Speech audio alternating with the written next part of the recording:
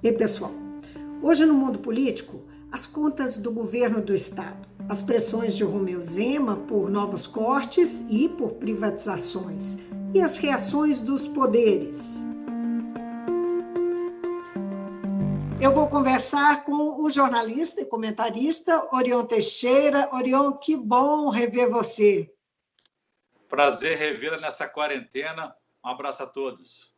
Primeira vez que a gente conversa depois que começou a nossa quarentena, né? Remotamente.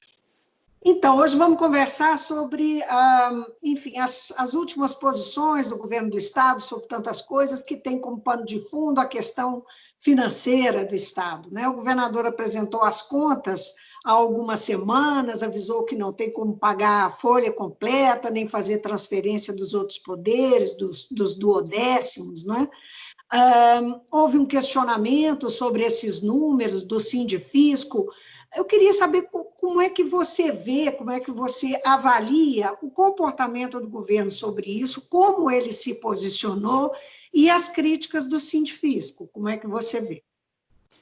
Olha, Vivi, é um comportamento controverso, né? Porque o Sindifisco é um especialista na área fiscal, então eles entendem da questão da arrecadação, da receita, enfim. Mas antes mesmo disso, se a gente fizer um retrospecto aí, você lembra o seguinte, que o governo sempre dizia, no final do ano passado, que não tinha dinheiro para bancar o 13º salário dos servidores e que precisaria vender o tal do Nióbio, o poderoso Nióbio, a da Codemig, a Companhia de Desenvolvimento Econômico de Minas Gerais. Fez uma pressão muito forte sobre a Assembleia Legislativa, exigindo até questão de tempo, né?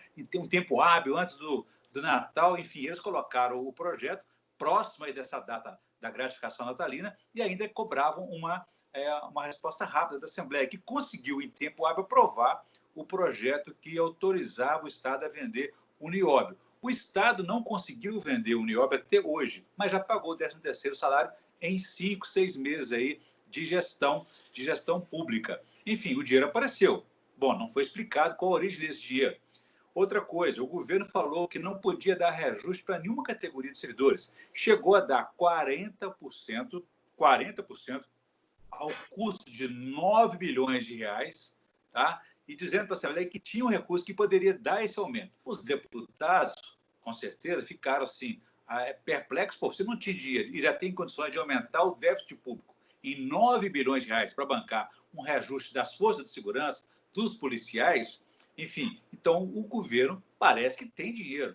E foi isso que alarmou e levou os deputados a estenderem o reajuste para outras categorias que também pressionaram a Assembleia e pressionavam o governo para que eles fossem também beneficiados. Afinal de contas, porque neste governo as forças de segurança têm recebido um tratamento privilegiado do governador. Não sei qual a razão, não explicou, mas de qualquer forma a gente imagina. Mas, seja como for, a Assembleia estendeu o reajuste, o governador achou por bem vetar esse reajuste, inclusive o que ele havia concedido aos policiais, reduzindo de 40% para 13%. Sim. Ele fez um recurso sobre o próprio projeto dele. Exato. Né?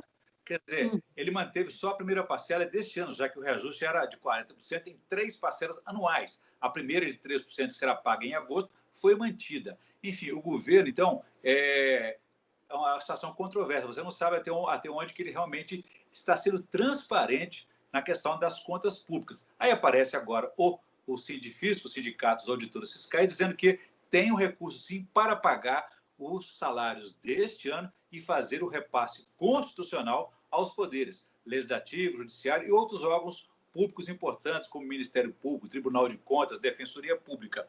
Você veja bem que no mês passado ocorreu uma situação semelhante. O governo disse que não tinha dinheiro para pagar os salários dos servidores.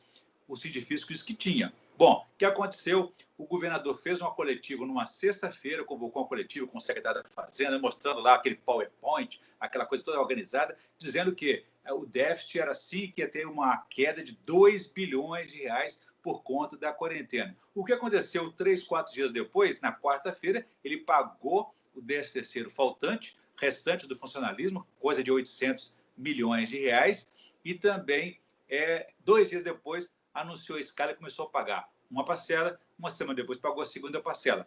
O que aconteceu? Não tinha dinheiro, de repente o dinheiro apareceu. Do duodécimo. não é? E fez as transferências para os poderes, não é? No dia, não, na data certa, no dia 20, não atrasou nenhum dia. Quer dizer, algo está estranho. Então, parece que existe ali um meio de pressão por conta dessa questão do dinheiro e o governo tem uma outra estratégia política. Você sabe que desde que o governador mudou a sua condição política, o governo mudou também.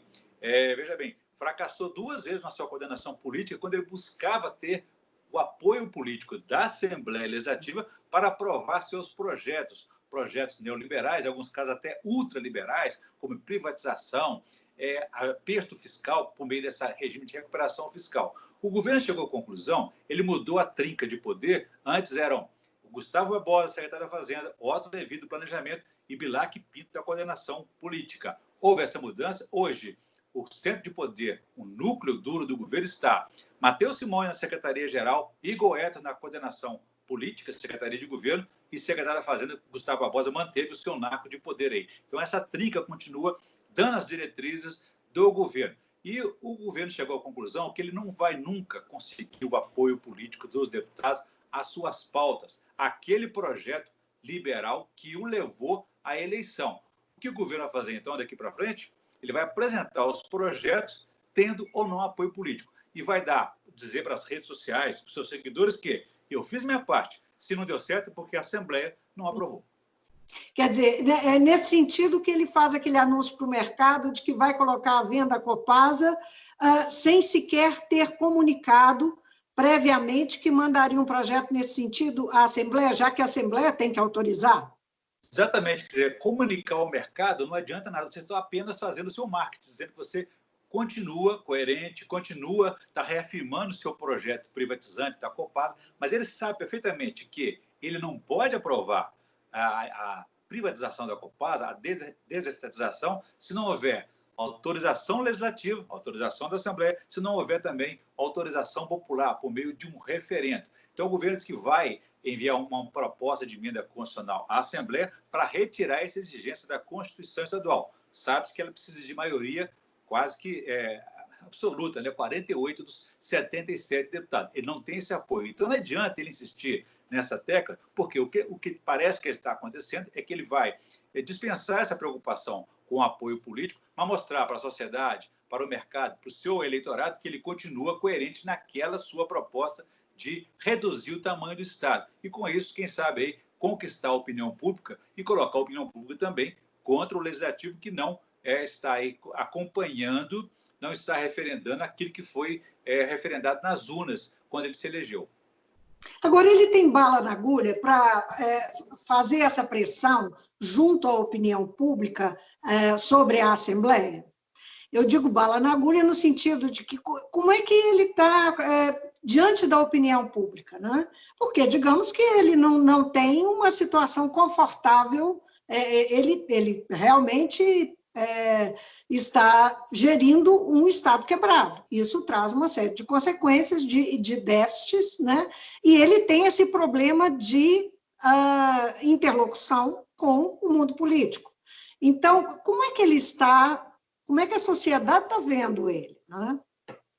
Bom, com o mundo político, eu diria que não, que você está aberta, dá espaço para ele sempre para fazer esse debate. Eu acho que a dificuldade dele com essa interlocução política é que ele se considera a nova política e que a Assembleia e os outros poderes representariam a velha política. Ele percebeu que não há meio de, digamos assim, conduzir o governo dessa forma, porque ele acreditava que, sendo governador, assim como o outro acredita que, sendo presidente da República, ele pode baixar, impor o seu projeto unilateralmente. Acontece que você não governa sozinho.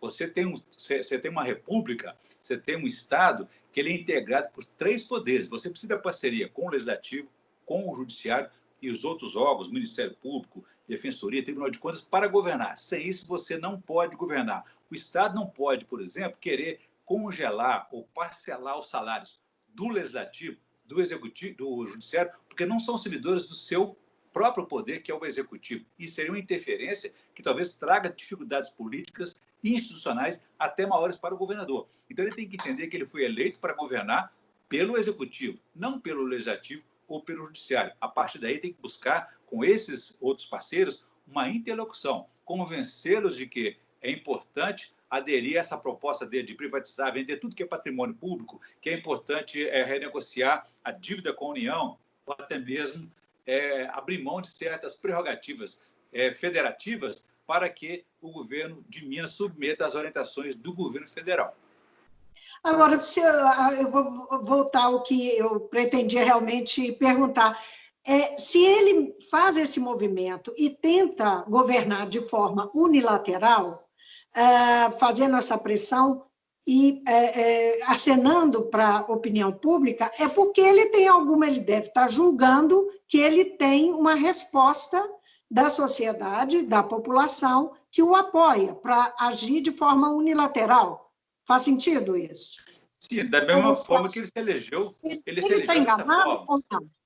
Ele se elegeu dessa forma, tá certo? Quer dizer, ele se elegeu fazendo uma interlocução direta com o eleitorado, por meio das redes sociais ou outros meios que talvez a gente não tenha conhecimento, mas ele fez uma interlocução que até o momento ele vem repetindo, vem fazendo. Então, se ele se elegeu com 72% do eleitorado, ele pode ter perdido, sim, algum percentual, mas não perdeu completamente. Então, eu acredito que hoje ele ainda tem uma maioria que apoia o governo Zema. Então, o discurso é fácil de você, o argumento é fácil de você manter perante o eleitorado, perante as redes sociais. Você vai fazer uma campanha de massa, se vai ser uma campanha de mídia, não sei ainda. O governo não recorre à comunicação tradicional para vender o seu peixe, vender o seu argumento, vender o seu projeto.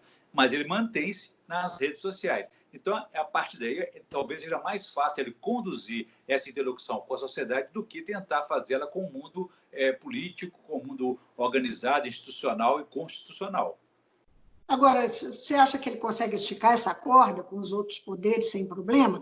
Qual que é a reação? Que reação você enxergou? Primeiro, quanto ele pode esticar e como é que você viu a reação tanto da Assembleia, né, do comando da Assembleia, quanto do Judiciário em relação a essa atitude do governador?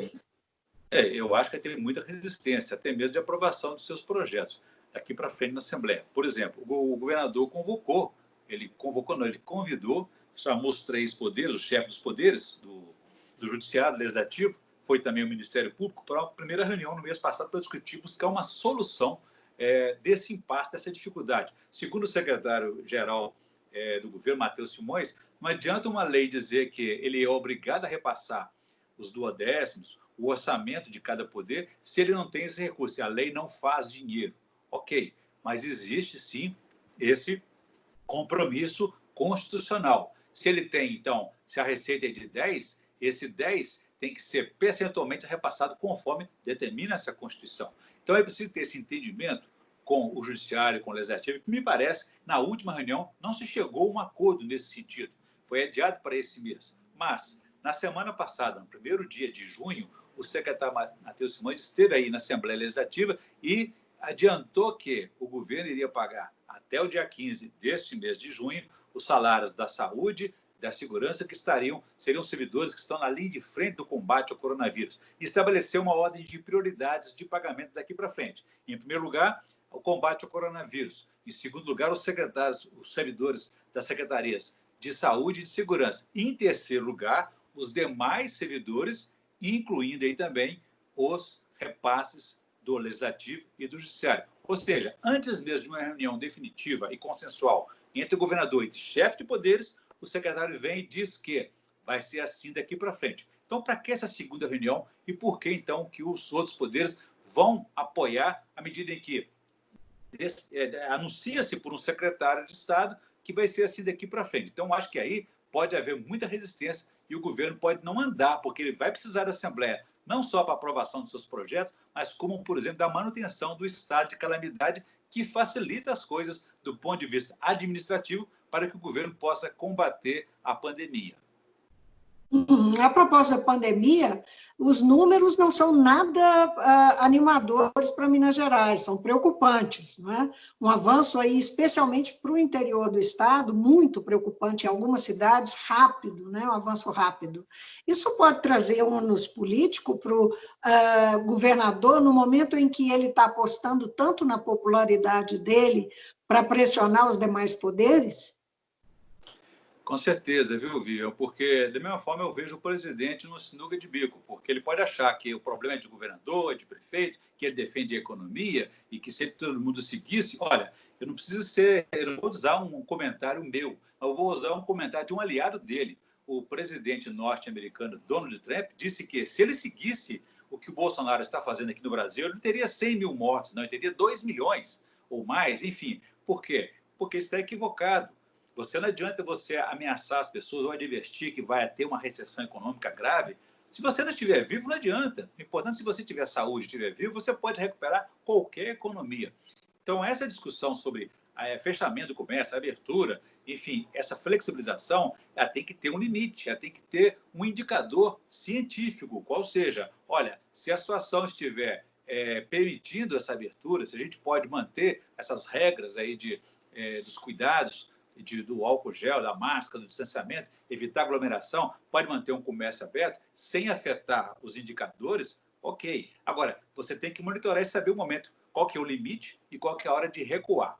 Belo Horizonte é um exemplo, nós temos que reconhecer isso, que Belo Horizonte é uma capital aí com 3 milhões de pessoas em seu entorno, com a grande Belo Horizonte. Enfim, Belo Horizonte está conseguindo controlar o avanço da doença, do contágio, das mortes também, ao contrário de outras capitais. Fortaleza é uma tragédia, né? São Paulo, da mesma forma, Rio de Janeiro. Então, quer dizer, se Belo Horizonte consegue, com esse rigor sanitário, é um exemplo a ser seguido, porque daqui para frente, se sairmos dessa situação aí, Belo Horizonte vai apresentar um quadro aí menor, né, de perdas, ao contrário de outros estados que, por mais que tenham feito o seu trabalho sanitário, as suas barreiras, não conseguiram frear o avanço da doença por outras razões que mais tarde vão ser explicadas. Voltando à questão de pauta na Assembleia, possibilidades ou dificuldades que o governador pode ter, tem aí o veto do próprio governador, que a Assembleia tem que votar, que é o veto ao próprio, que você se referiu, ao próprio aumento que ele tinha dado, ele recuou, e depois a Assembleia estendeu esse aumento para as outras categorias, e ele acabou, então, vetando o projeto e apresentando uma proposta de aumento só do ano passado, não é isso? Ou só de 2020, eu estou errada? Exatamente. O veto que está na Assembleia... Isso vai ser votado.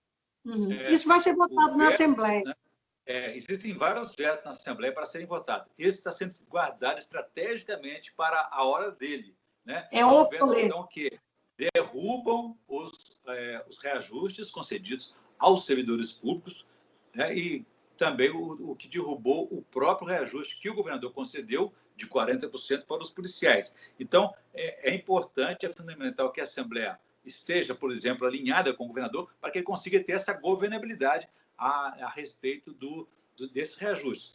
Além disso aí, Vivian, ele vai ter que votar ainda, ele vai apresentar para esse semestre ainda o projeto da reforma da Previdência, como você sabe, se até o 31 de julho isso não tiver sido aprovado em Minas Gerais, o governo de Minas vai ter dificuldades com a Previdência Nacional, vai ter dificuldades com contrair empréstimos e outros avais que o governo federal teria que dar nas operações de crédito de Minas Gerais. Então, ele precisa ter essa reforma da Previdência aprovada até, então, o final desse semestre parlamentar. E, da mesma forma, ele ficou de apresentar ainda a venda da Codemic, que é a Companhia de Desenvolvimento Econômico de Minas Gerais. Eu acho que não vai ser muito polêmico, está mais pacificado isso, a aprovação desse projeto. E também ainda tem a recuperação, o regime de recuperação fiscal e o Estatuto do Servidor para esse semestre. Porque o semestre que vem, sabemos que a dificuldade é muito grande. Além da pandemia, o país inteiro vai se debater com a situação. Vai ter eleição municipal ou não vai ter eleição? Tendo eleição, esvazia completamente aí a possibilidade de votação de projetos. Agora, é uma pauta muito complexa para uma relação tão tumultuada, né? Tão difícil com a Assembleia. Né? Conduzir uma pauta dessa, ou negociar uma pauta dessa sem querer, na verdade, suspender negociações e enviar os projetos, é isso que o governador está pretendendo fazer, que a equipe de articulação política está pretendendo? Na verdade, não é nenhuma articulação política, né? É uma desarticulação completa, assumindo que não tem a capacidade de Que fazer faria a interlocução. articulação política, né? Olha, Vivi, a situação do governo é tão assim errática que eu não sei se já falamos sobre isso, você já comentou com alguém também aí, mas o governador esteve, antes do veto a esse reajuste de 40% aos policiais, ele esteve a ponto de se licenciar do Partido Novo para garantir esse reajuste, já que o Partido Novo dele estava na Justiça, no Supremo Tribunal Federal, tentando embargar esse reajuste. Ele chegou até a se articular com o vice-governador, que deixou o Partido Novo. Então, o Zema ele se licenciaria do Novo para poder tocar até mesmo um projeto mais aberto, mais plural, envolvendo mais as forças políticas de Minas Gerais para poder ter mais governabilidade. O Novo não deixa, não lhe dá liberdade de governar dessa forma. O que foi feito? Levaram o Zema para Brasília, tiveram lá uma convenção interna, partidária, os caciques partidários e alguns daqui também, e convenceram o Zema. Foi aí que ele, ao trocar a coordenação política, ele buscou reforço dentro do próprio Novo. Hoje, o governo de Romeu Zema é uma governança, é um governo de puro sangue, como a gente fala que a chapa puro sangue, é novo com novo.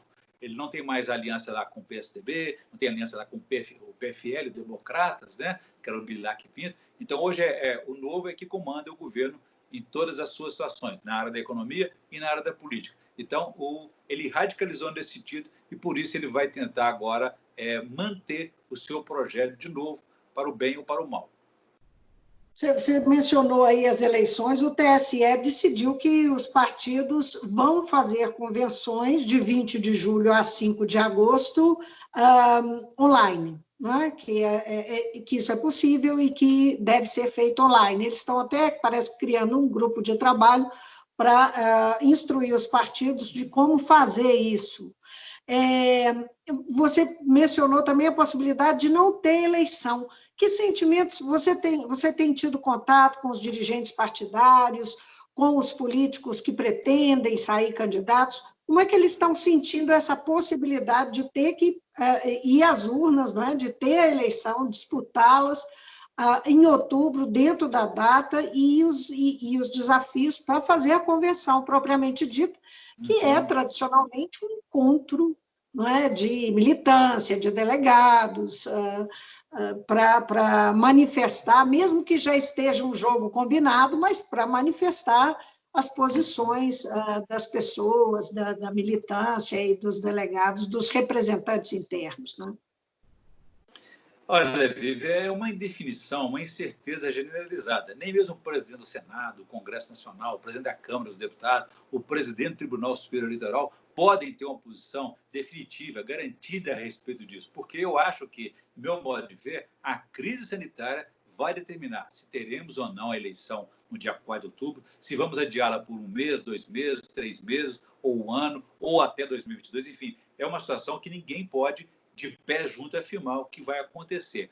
A Justiça Eleitoral está trabalhando com toda a sua máquina no sentido de garantir que, no dia 1º de janeiro, eles possam dar posse aos eleitos, seja em qual data for deste ano. Eles não querem prorrogação de mandato, né?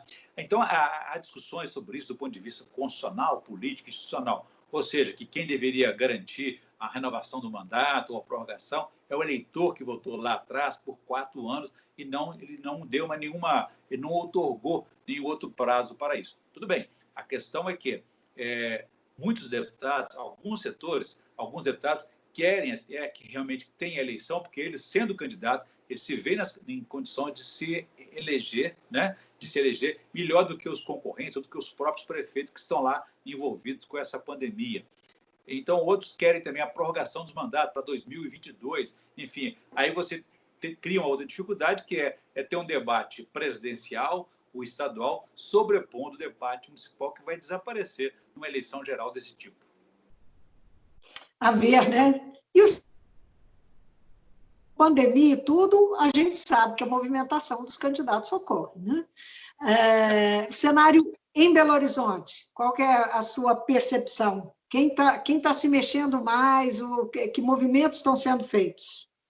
Eles estão fazendo o dever de casa, né? Porque na semana passada, cumprindo os prazos eleitorais, né, o presidente da Prodenge, né, que é a empresa de dados informática e do governo do Estado, Rodrigo Paiva, ele se desincompatibilizou, então ele está cumprindo o prazo de 4 meses antes da eleição, prevista para o dia 4 de outubro. A secretária adjunta também de Planejamento, né, Luísa Barreto, do PSDB, também se deixou o governo para ficar livre para essa disputa do dia 4 de outubro. Então, ela é pré-candidato, Rodrigo Paiva é candidato, na medida que o Novo já decidiu que é ele o nome, né? Então, quer dizer, nós temos o Alexandre Calil, prefeito de Belo Horizonte, também como candidato do PSD. Na área municipal, nós também acompanhamos aí a desincompatibilização do secretário da Fazenda, Fuad Noma, que, a partir desse ato, ele fica também disponível para quê? Para ser o candidato a vice-prefeito na chapa de reeleição de Alexandre Calil. Está tudo desenhado. Se isso vai se confirmar, temos primeiro saber se vai haver ou não a eleição e se Calil, no futuro, vai precisar ou não de uma nova composição e dessa vaga de vice para atrair algum outro partido, caso seja necessário um reforço eleitoral na reta final para não perder a reeleição. Então, hoje, Calil e Fuad Noma formaria essa chapa. Pois colocando o Fuad Noma, que é um homem de total confiança dele, ele estaria acenando para, enfim, estaria demonstrando que não precisa desse tipo de negociação, né? Partidária. Uma chapa puro sangue, assim como o Novo também corre o mesmo risco, né? O PSDB não se sabe. Ainda temos uma quarta via, né? Que seria o candidato ligado ao presidente Jair Bolsonaro, que está sem partido, mas tem muitos aliados ainda no tal do PSL que ele deixou, como, por exemplo, o deputado estadual Bruno Engler, que é um nome forte, próximo no entorno do presidente, que poderia ser esse candidato, mais uma incógnita aí nessa disputa. Mas Calil, como você disse aí, é um homem de sua confiança e sabe-se que, para todo mundo, para o meio político, para os partidos que estão querendo apoiar Calil, a vaga de vice é a vaga mais atraente desse processo político. Por quê? Porque Calil tem um projeto político maior ainda. Quer dizer, se ele se reeleger, confirmando a sua força política, confirmando esse favoritismo que hoje as pesquisas atribuem ao nome dele, ele poderá, então, sair em 2022 para ser candidato a governador, disputando contra Romeu Zema. Então, essa vaga do prefeito ficaria com o vice-prefeito eleito junto com ele. E é por isso a cobiça dos partidos em ocupar essa vaga. Mas Calil já fechou a porta, dizendo que ele que escolhe o vice dele. Venha comigo quem quiser. Tal é o cacife que ele se julga ter para essa disputa de outubro que vem. As pesquisas, de fato, não o desmentem, né? Ele tem aparecido nas pesquisas recentes, bem avaliado, né? Mas tem enfrentado, como os demais prefeitos, os problemas da pandemia. Sim, mas ao mesmo tempo, né, já citamos os casos da pandemia, tivemos o caso das enchentes, ele conseguiu dar respostas, né, mais satisfatórias, razoáveis a esse processo. E a oposição, por outro lado, até hoje sabemos, ela não se preparou, ela não fez um acompanhamento, um monitoramento, uma oposição permanente a Alexandre Calil, a ponto de ele se sentir incomodado com isso. Ele ficou num voo solo, um voo livre aí, sem ser incomodado nesses quase 4 anos de mandato como prefeito. E continua tendo apoio, acredito, da maioria, e na Câmara Municipal há uma movimentação muito forte dos vereadores em que boa parte quer estar na chapa dele, fazer um grande chapão, para não perderem a própria reeleição, sabendo que o Calil vai ser o grande puxador de votos. Então, esse é o cenário lá dentro da Câmara Municipal de Belo Horizonte. É isso aí, o que será de eleição e se será, né? A ver.